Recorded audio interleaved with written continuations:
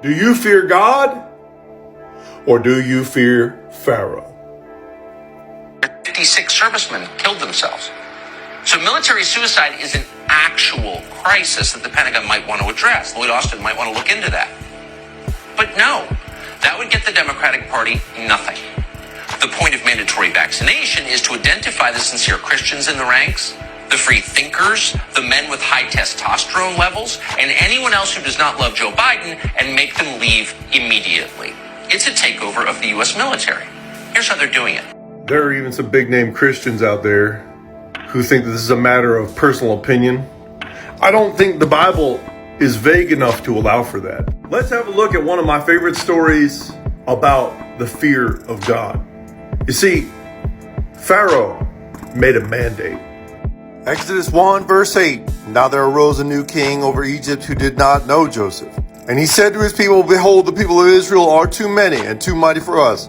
Come, let us deal shrewdly with them, lest they multiply, and if war breaks out, they join our enemies and fight against us and escape from the land. But the more they were oppressed, the more they multiplied, and the more they spread abroad. And the Egyptians were in dread of the people of Israel, so they ruthlessly made the people of Israel work as slaves, and made their lives bitter with hard service in mortar and brick and in all kinds of work in the field. In all their work they ruthlessly made them work as slaves. Then the king of Israel said to the Hebrew midwives, one of whom was named Shiphrah and the other Puah, when you serve as a midwife to the Hebrew women and see them on the birth stool, if it is a son, you shall kill him. But if it is a daughter, she shall live. But the midwives feared God and did not do as the king of Egypt commanded them. Right now in Australia, there is a horrific lockdown on the basis of this mandate.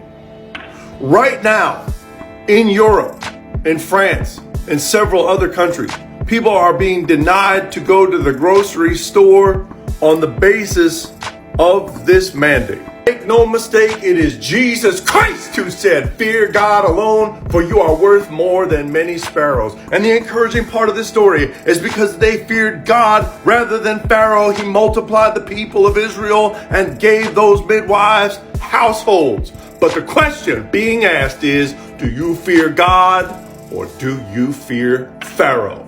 You cannot fear both. James 4:4 does indeed say, do you not know that friendship with the world is enmity with God? Therefore, whoever wishes to be a friend of the world makes himself an enemy of God.